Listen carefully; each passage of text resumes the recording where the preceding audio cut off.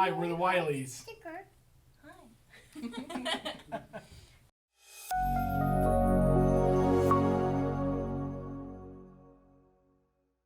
So Adelaide stepped out to play for a little bit while we talked to Ashley and Jacob. Tell us a little bit about yourself, how you guys met, and a little bit about your family. We actually met in middle school, 7th or 8th grade. Yeah, I moved up from Kentucky to Ohio. Yes. Just happened to end up at the school she was at. And then we started dating freshman year, and then we broke up. Got back together sophomore year, broke up. He moved away to Kentucky again. Yeah. Came back junior year, got back together, and then finally senior year we got back together. Yeah, And I it was in the stuck. army. And yeah. I guess we just figured that we're meant to be together. Obviously, if we're just you keep moving away, you come back. You move away, you come back. High school sweethearts. Yeah. High school sweetheart. Yeah. And then we got married in 2017. So this year will be 5 years Yeah, that 5 we've years. been married. I've got 2 babies now. Yeah, how old are Adelaide and Aislinn? Adelaide is 3. She just turned 3 in October of last year, and then Aislinn, she is 1. She was born in 2020. Yes, I keep getting them confused. So when I saw your post on Facebook, someone had said, both your daughters were admitted to Children's. I know you guys were at Disney before, and then you came home. So can you tell us a little bit about kind of how that all started? Yeah, so we got back from Disney on January 1st, and then a couple days after that, Adelaide just didn't seem like she wasn't herself. She kind of seemed just really tired. She's not a napper, and she was napping every day, was very tired, not eating like she normally does, and she's a snacker. She'll just go in the fridge and just help herself, get a Go-Gurt, get a cheese stick, whatever, and she just wasn't being herself. I definitely didn't seem like she was, dehydrated or anything by any means. She just, I don't know, I thought she had COVID. We just went to one of the busiest theme parks in the world, and we just assumed that she got something while we were down there. Yeah. We were just going to manage it at home. She did have COVID. There wasn't probably anything the doctor could do for her, so we were just going to manage it at home. And then Friday morning, it was probably 5 a.m., I noticed that she had a weird bruise on her back. And it was right on her spine. yeah, it was almost like, it's hard to tell if it was a bruise or a rash. It was just a very, I don't know, it was a weird mark on her back. I'd never noticed it before. And I'm pretty intuitive with my kids, and I noticed, I didn't notice it when I gave her a bath that night before. So I knew it happened overnight, and when you see a bruise Just like appear. that, Yeah. I immediately thought, oh my gosh, she's got leukemia or something. So I immediately called her pediatrician, and then they're like, let's go ahead and bring her in. But it didn't really appear to me that it was anything more serious than just like a cold, because after the doctor looked at her bruise, she said, that doesn't look like leukemia. But we were going to do blood work, just to kind of rule out anything else, because she didn't look good. Even the doctor just kind of had a hunch that she just doesn't feel good. And this doctor, we had actually never met this pediatrician before. Our doctors relocated, and they combined with a new practice, so we've never actually seen this doctor before, and she just had a hunch. She's never even seen or met our kids before, and she just had this gut feeling that it was Kawasaki disease. That's crazy. And then, came back later, her blood test results, they were fitting with the levels of Kawasaki disease. So for Kawasaki disease, there is no like a flu test or a COVID test that's negative or positive. With Kawasaki disease, it's not like that. You just basically have to meet certain criteria. Yeah, exactly, yeah. So after she kind of got diagnosed and she finally met the correct criteria, they were trying to see if her fever would break on its own, because if your fever breaks on its own, you don't necessarily need the treatment. And it was to the point where they're 90% positive that it was Kawasaki disease. But what if they treat for Kawasaki disease and it wasn't it, and it covered up something else, the treatment? So that's why they waited so long to do the IVIG infusion, just to make sure, 100% sure that was what it was. Mm-hmm. And whether it was what it was or not, it helped. It worked. Yes, the IVIG infusion. So I really know changed her. Kawasaki sometimes can affect your heart. Yes. So she has to follow up with a cardiologist. right, Yeah. for a while, just to like monitor stuff. Yes. Yeah, so And since she's been discharged, she has had 2 follow-ups now with cardiology. Each time getting echoes and EKGs, and Has that all been looking good for her and it's everything? been Great. fantastic. Yeah, we just, what was it, last week? We last took Tuesday, it was the same Yeah. day as Aislin's surgery Yes, for her Okay. DJ yes, too. yeah, Okay. yeah. That was a crazy day. I bet. But yeah, we went in there, and every doctor we saw there said that everything looked amazing, Good. and that they were very happy with the results of everything. So how long is she gonna have to follow up with the cardio? Is it like a couple years or just like a Well, year? Or She just has one in a year, and then after that, as long as that echocardiogram and EKG look good, and otherwise she's not sick or hasn't had any other kind of major illnesses over the past year, then they might not have to see her until she's like 10 years old. Yeah. Okay. That's Yeah. great. So I know you were at the hospital with Adelaide while she was, admitted for Kawasaki disease. Can you take us back to the day that you found Aislinn and kind of walk us through what that day was like for Yeah, I woke up that morning. Aislinn woke up, and I went to her room to get her. She was standing up in her crib that morning, waiting for me to come in there and pick her up. I took her out to the kitchen and made her some breakfast, and I could just tell she seemed kind of sluggish, and we didn't. I didn't really think too much of it at the time, and I was like, I don't know if she's just hungry or what, maybe she didn't sleep good. I'm not sure, Yeah. So, I tried to feed her, and then she ended up throwing up, which got all over herself. So I got her down from her high chair and went to put an outfit on her and change her diaper and stuff. And in the process of doing all that, I could just tell she just seemed really tired. And it's not unusual for her to take a nap relatively soon after she wakes up in the morning. There's sometimes she'll take a nap after an hour or two of being up. Yeah. She was also teething.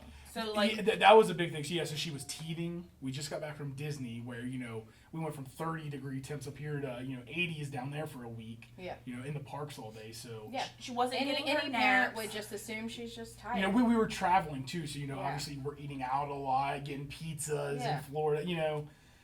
So our nutrition wasn't great for that past week and stuff. And so I laid her down for a nap.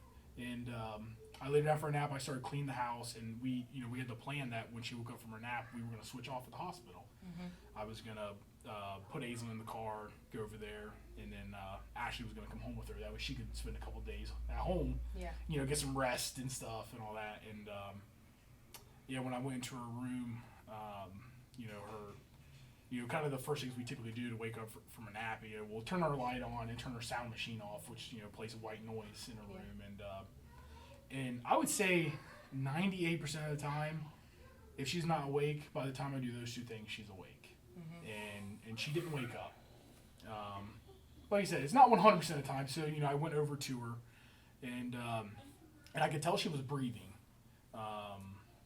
which was obviously a good sign that she was breathing. And at that point, honestly, I wasn't really too worried or concerned yet, because at that point, it's just, she's still sleeping. Maybe she's just really tired, exhausted from all the things that we mentioned before. So I was like, I'll go ahead and pick her out an outfit and stuff. That way, I'll just be ready to get her going. And then at that point, I went over there to get her up out of her crib, and that's when she was just, I went to go pick her up, and she was completely limp, just unresponsive. And I picked her up out of her crib, carried her out to the living room to put her on her ottoman, because I was going to change her clothes and stuff. And at that point, I called Ashley, because I was like, hey, I don't know what's going on.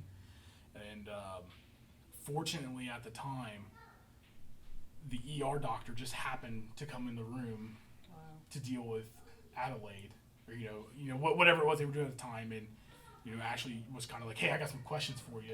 We have a daughter at home, and so she had me check a couple things for responsiveness. Like, I think she had me pinch her toes and stuff. Yeah, to see if she'd pull her foot back. Yeah, and she didn't react to anything the doctor had me do. And basically just said, you get her here. Yeah, no, and that's what. Yeah, she said either call an ambulance or bring her here immediately. So, so that's why I hurried up and put some clothes on her, just because it's below freezing outside. Yeah. And I put her in my car and went straight to Cincinnati Children's in Liberty, which is where Adelaide was at the time. And I'm not gonna lie, when he said she was like limp, I don't know. Not that I thought he was being dramatic. I'm just like, she was fine. She just needs me to probably. She hasn't seen me in a few days. Maybe she just needs her mama to be like, hey, Angel, wake up. Yeah. And so I went down as soon as he got to the emergency room. He was in the parking lot, and I met him out in the parking lot while my mom stayed with Adelaide up in her room at the hospital. And I opened the car door, and I like kind of was like, Asa, I couldn't get her to wake up, and I was like, okay, yeah, let's. She didn't look like she was sick or anything. No, she just looked like she was just sleeping. No, she literally just. Yeah, and then as soon as I like unbuckled her and I tried to pick her up out of her car seat, like. Yeah, she felt what I felt when I picked her up from her crib. No, it just. Completely limp. I can't imagine your heart probably just. Oh my god, no. No, immediately because I kind of knew what her.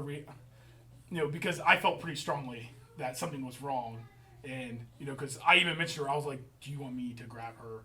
Before she picked her up, because I knew as soon as she felt it, I knew it was immediately going to trigger every emotion that a mom can have for their child in that situation, and then we were both bawling our eyes out. No, yeah, fast walking into the ER. Oh yeah, as quickly as you can run with a child, but still be safe. And then we literally just walked in the doors and we're like, "We need help. She won't wake up." And then immediately a nurse just came over, grabbed her, and took her. And then they ended up putting drilled an IV into her bone. Yeah, the bone in her leg. Yeah, because one of the first things they did was check her blood sugar, and I can't remember what was it? 17. Yeah, which is crazy low. Yeah, your normal blood sugar, at least for someone her age, is between like 90 and 110. That's like a good blood sugar for someone her age, and hers was 17.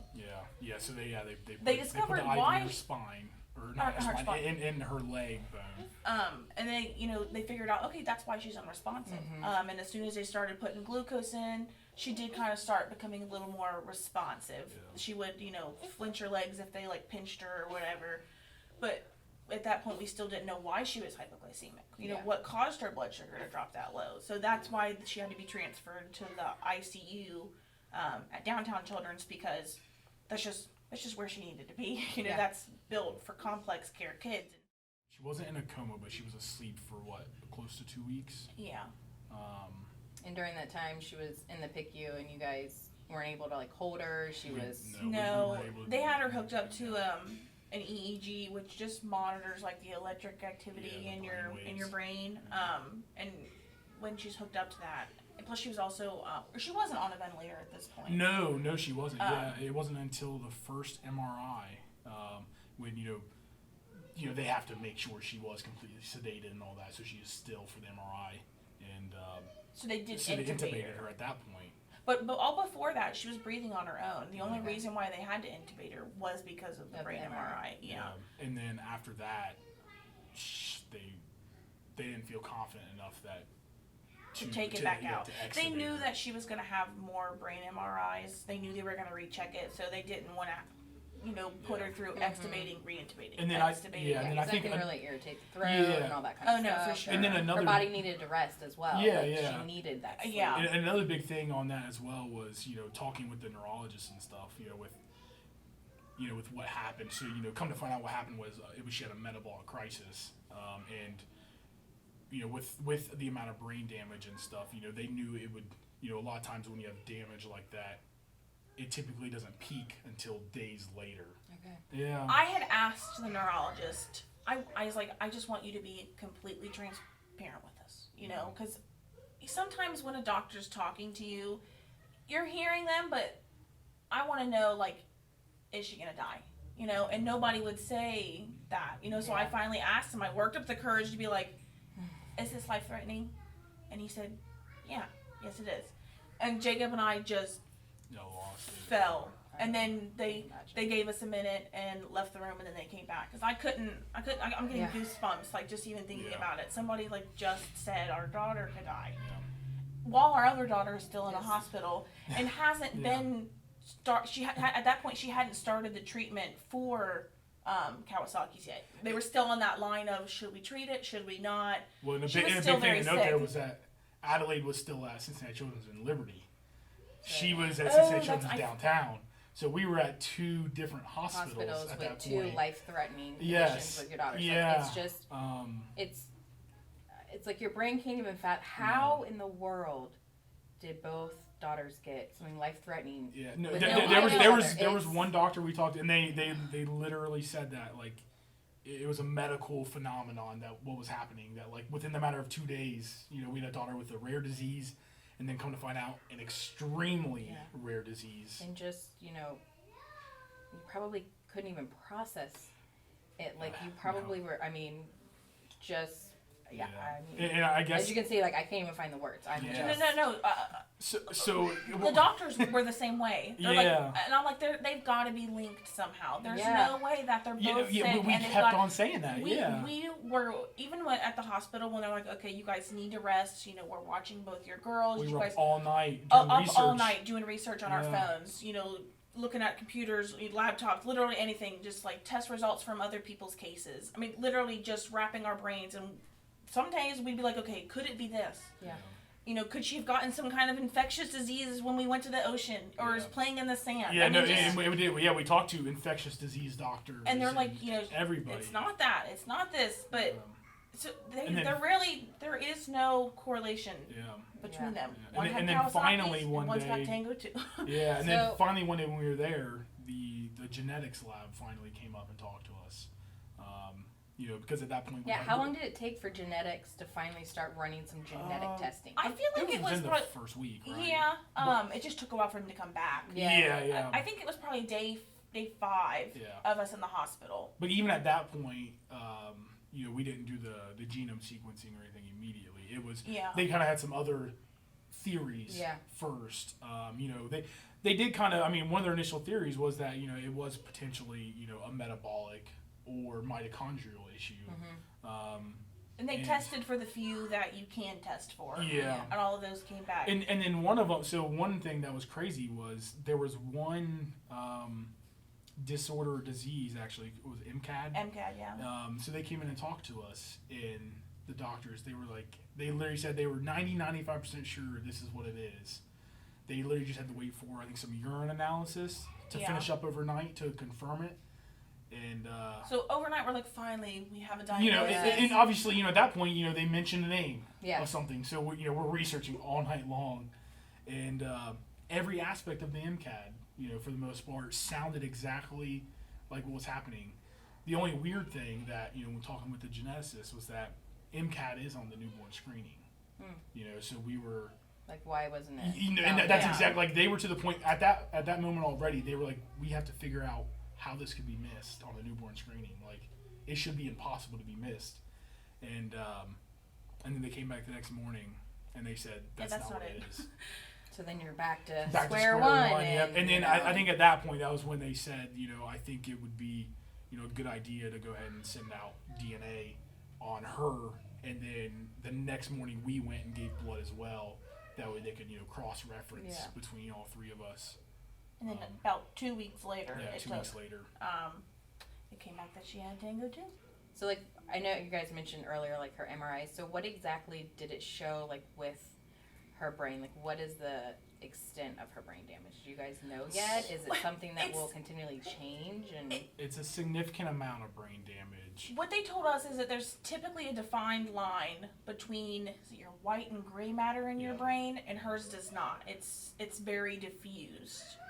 So if you typically when you hear somebody has a traumatic brain injury, you think like blunt force trauma. Yeah. It's somebody gets hit in the head and it's that particular part of her brain. It's secluded to one area. Yeah. But hers is not like that. When her blood sugar dropped, it just drained the nutrients from her whole brain. I mean, just everywhere. So there's brain damage everywhere in her brain. Yeah, We don't know the extent of it until after. We see how she recovers. Yeah, it's just kind of like when you break your arm, you need 6 to 8 weeks for that bone to heal. The brain is a similar thing. It just takes a little bit longer. It's more extensive. It's one of the slowest healing parts of your body. But they did tell us, the neurologist had told us that they're optimistic about her regaining some of what she lost. Are they optimistic? Like her speech, Um, like her, like do they think she'll crawl? Like is that?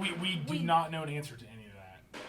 They basically told us that we're going to have to wait 4 to 6 months, do another brain MRI, and see what's changed. Yeah. And at that point, they can tell what part of the brain has started to repair itself, and stuff like that. When one of the neurologists spoke with us, he basically had explained it to us for where we can understand that in your brain, you basically just have like a bunch of telephone poles, and then they each, connect to one another, telling like, hey, time to move your foot, move your hand, start chewing. Like, there's all these different, wires and stuff in your brain that connect everything and tell you, and that's how you function.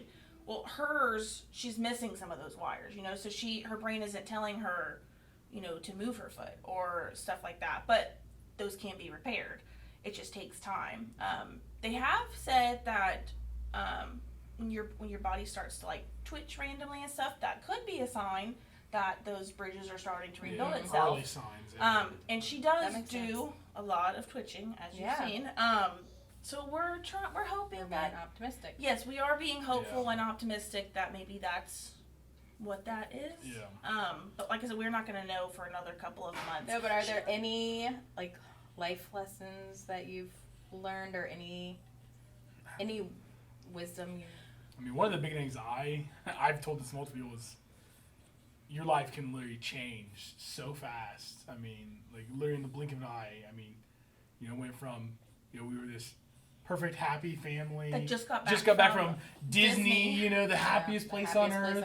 And to within the matter of 2 days, one practically on her deathbed and the other one with a rare disease, and it's crazy how fast your life can change so far. So it really makes you think about and really embrace each day and the moments and stuff you have with your kids, and not sweating the little things. I used to be such an anxious mom, like not letting the toys come into the kitchen, not... Or if her shirt got dirty or something like that. Yeah, or I didn't want her to wear her dress that was for Christmas, no, that's your Christmas dress. You can't wear that before Christmas, but it's to the point where, like, just let your kid wear the dress. If they want to take their stuffed animal outside and run it through the mud, and because there is a chance you might not get to see them in that dress ever again. Clothes can be washed, toys can be cleaned, stuff can be fixed, but you can't bring your kids back. Exactly. You can't relive those moments. There were moments where I wish I would have just taken in Aislinn crawling in the dishwasher. She used to always love getting in the dishwasher and taking all the utensils out and throwing them, and I'm like, now I wish she was doing that. And she can't, I don't know if she ever will do that. So my message to parents is just to not sweat the small things and just take in every minute, every second, every millisecond you have with your kids. Just take it in and just be thankful that you're even having that moment. Yeah, definitely. Hey, you're okay. We're okay. So I know, Cincinnati Children's, it's like one of the best hospitals in the country. So there are a lot of families that are sitting in the PICU, with their child. Do you have any advice for those parents in the PICU of kind of how to get through those days? I feel like my biggest thing, and I guess neither one of us were super religious people before this. It just so happened like 2 days before we went to the hospital, we just kind of had this feeling that we should start reading the Bible again, and we were going to pray together. Then 2 days later, Adley went to the hospital. 2 days after that, Aislinn went to the hospital. I feel like God definitely played a huge part in us getting through these past 2.5 months. It's too much of a coincidence for him to not have his hand in this. It's not. I also just don't lose hope. Miracles happen every day. 2 miracles have happened to our family in the past 2 months. Both of our daughters are home. They're, both on their way to recovery, and I just don't lose hope. You just have to have your faith and just stay positive, take each day, maybe not even take it each day at a time. Take it each minute at a time if you have to. When you think that you can't get, to the next month, you will. I didn't think that we were going to get through this 2 months ago, and 2 months later, here we are. We got through it, and there is that light at the end of the tunnel. It might not seem like it at the time. It seems like it is just so far in the future, but it does come. There's, everything happens for a reason. Yeah.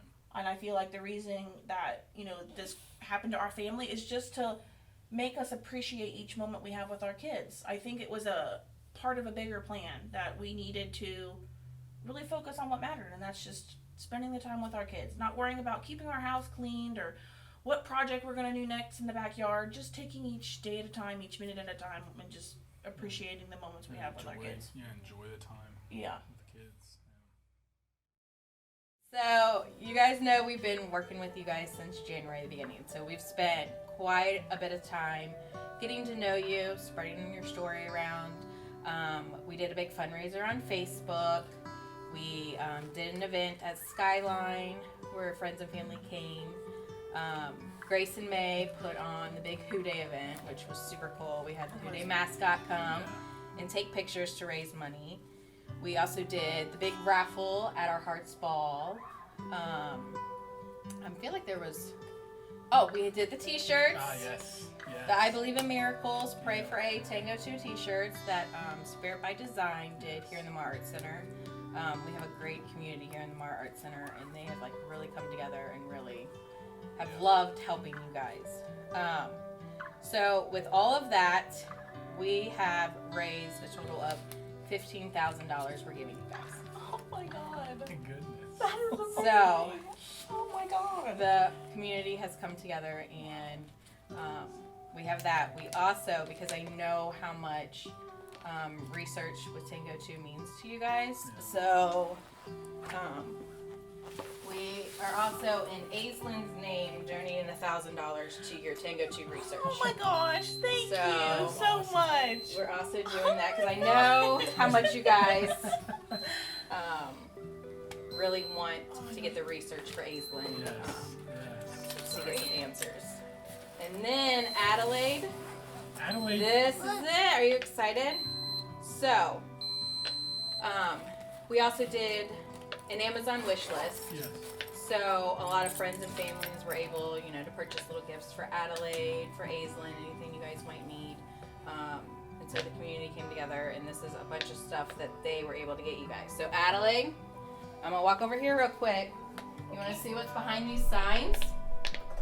Are you ready to see? Hey!